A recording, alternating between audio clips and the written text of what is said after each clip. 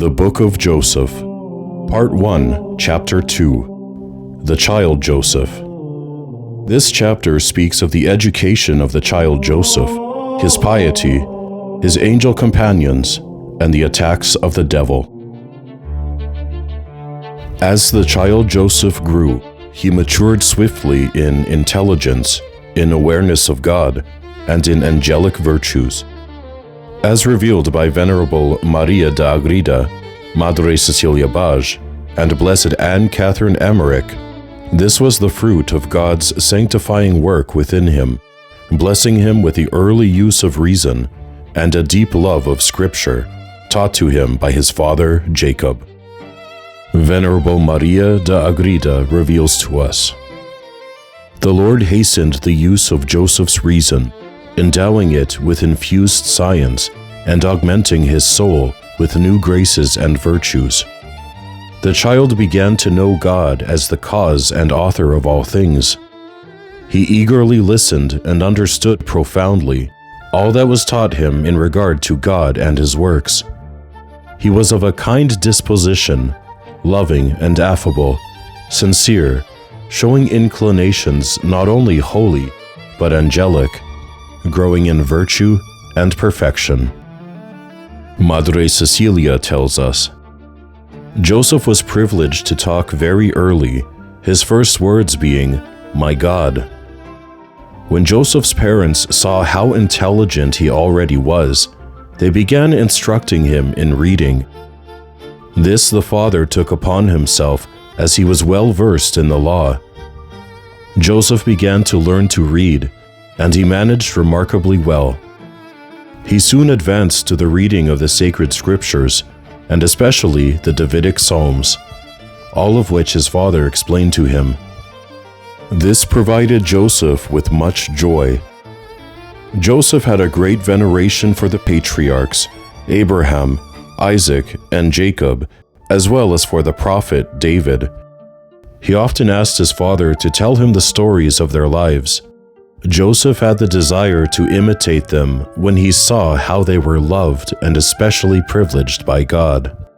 Madre Cecilia continues, when he heard his father relate how Abraham had always lived in the presence of God, Joseph was determined to imitate him. And truly, Joseph had already acquired, by the age of 7, a true appreciation of all the virtues that the patriarchs had practiced. Venerable Maria de Agreda tells us, at this premature age, he already practiced the highest kinds of prayer and contemplation, and eagerly engaged in the exercise of the virtues proper to his youth, so that at the time when others come to the use of reason, at the age of 7 years or more, Saint Joseph was already a perfect man in the use of it and in holiness. Anne Catherine Emmerich relates, Joseph, whom I saw in this vision at about the age of 8, was very gifted and was a very good scholar. He was simple, quiet, devout, and unpretentious. His inclinations were towards working at some quiet handicraft and prayer. I often saw him kneeling with his face to the wall, praying with outstretched arms.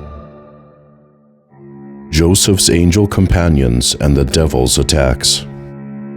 As the child Joseph continued to grow, the devil took notice of him.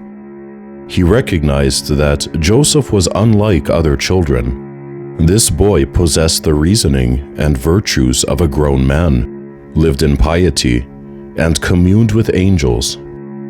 The devil knew that Joseph would one day be closely associated with the coming Messiah, though he did not know in what capacity.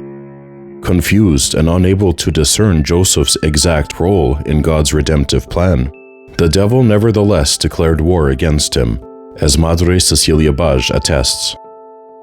The devil, that hellish fiend, was aware of the light that abided in Joseph, and he feared that this child would arouse others to take up the struggle against him. He attempted several times to take the child's life, but his plans always went awry, for Joseph was protected by the almighty arm of God. Joseph was guarded by 2 angels, and the angel who had been assigned to speak to him in his dreams continually advised him on what to do to overcome the infernal demon. Joseph never failed to carry out the admonitions of the angel. Seeing the difficulty posed by the child's protective angels, the devil then decided to go after those close to Joseph, namely his parents and the domestic servants. He tried to instill in them hostility and confusion, with the desired outcome of mistreatment and abuse of little Joseph. Madre Cecilia continues, "The devil devised another ruse whereby he endeavored to instigate strife and confusion between Joseph's parents.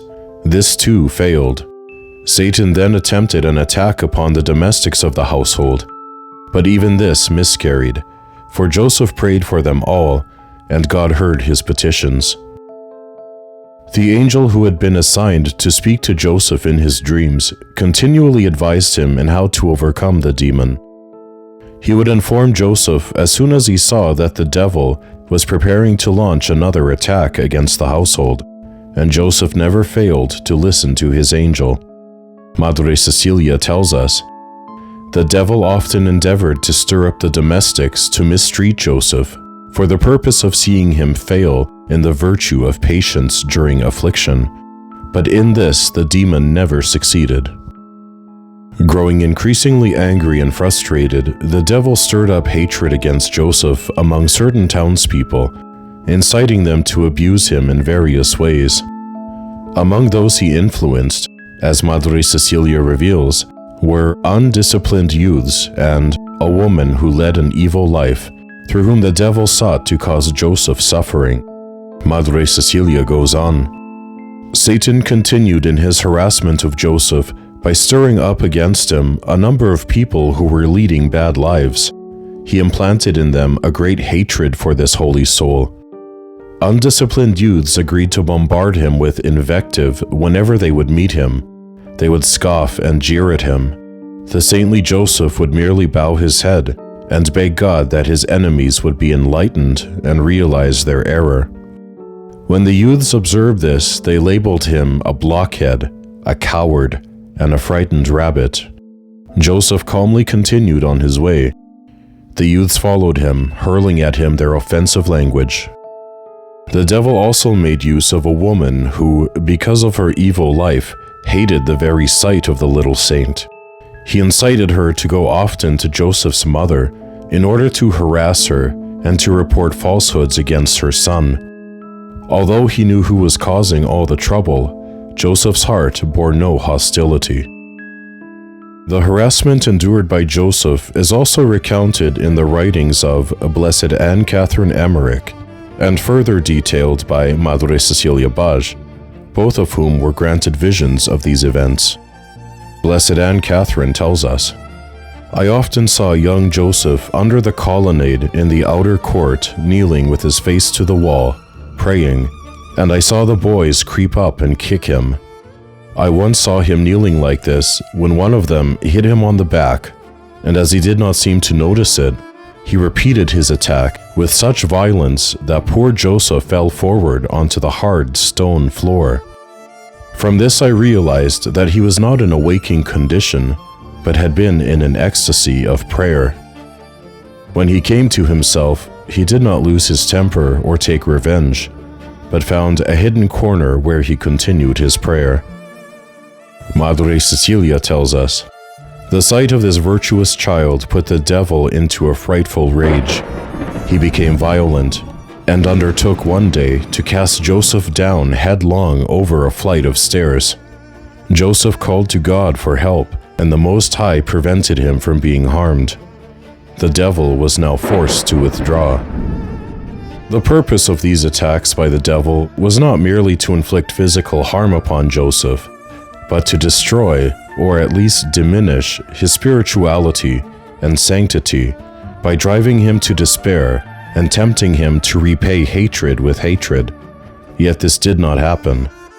Through it all, the child Joseph prayed for those who mistreated him, showing the maturity of a grown man combined with the innocence of a child. Madre Cecilia reflects on the peace of Saint Joseph, even amid such trials.